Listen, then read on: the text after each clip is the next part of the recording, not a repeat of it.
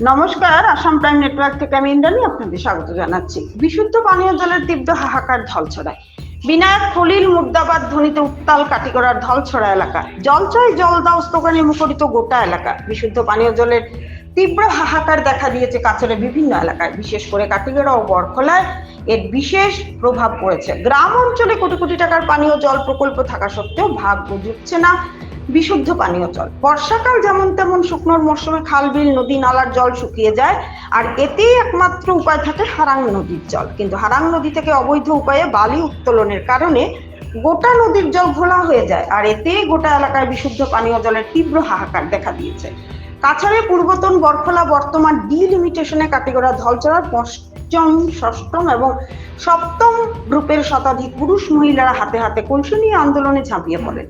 জনস্বাস্থ্য কারিগরি হায় হায়, বিভাগীয় কর্তৃপক্ষ হায় হায়, বিধায়ক খলিল উদ্দিন মুর্দাবাদ ইত্যাদি স্লোগানে আকাশ বাতাস মুখরিত করে তোলেন। তাদের অভিযোগ, নদীর এক পাশে পানীয় জল প্রকল্প, অন্য পাশে রয়েছে জলের ট্যাঙ্ক, আর এতেই তারা আরো বিপাকে পড়েছেন।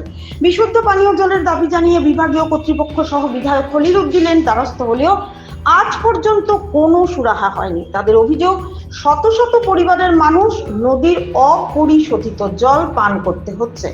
এমত অবস্থায় তাদের দিকে কেউ কর্ণপাত করেনি। কখন আইবা? যখন তার বুটের দরকার পড়বো তখনই আইবা। এই যে পাবলিক কি কষ্ট জল খাইতেছে, কিভাবে পাবলিক চলতেছে, এটা দেখাশোনার নাই। যখনই ইলেকশন আইব তখন আমার ভোট দেন।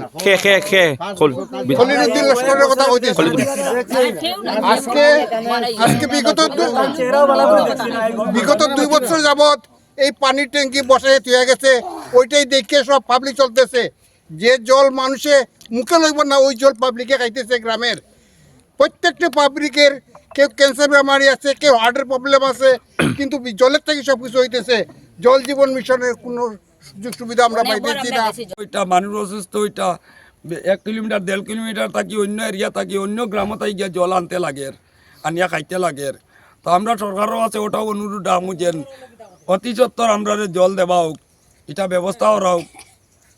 সদস্যরা 5 নম্বর আর 7 নম্বর ওয়ার্ডে অনেক দিন কিন্তু আমরা কোনোদিন জল পাইছি না। সাপ্লাই পাইছি অনেক আগে, এরপর থেকে আমরা কোনো জল নাই। বর্তমানে আপনারা কি জল খাইরা?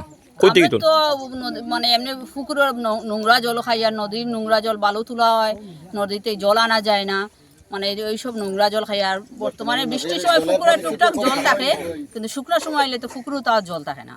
এলাকার মধ্যে কোনো একটা ভালো রাস্তাঘাট নাই।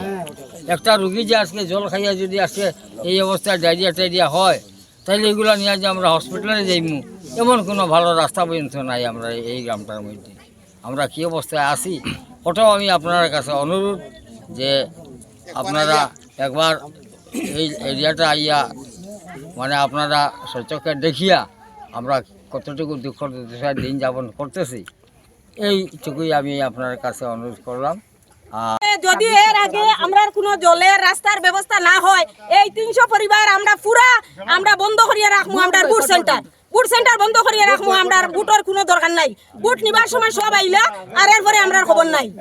আমরা আর বুট বয়কট করবো, আমরা আর বুট দিতাম নাই, কাউরে বুট দিতাম না, আমরা দরকার নাই। আমরা যখন বুট দিয়াও আমরা তখন অসুবিধায় ভুগি, আর আমরা মরতে লাগে রাস্তাঘাটে অ্যাক্সিডেন্ট এই সেই। আমরা নদী ঘাট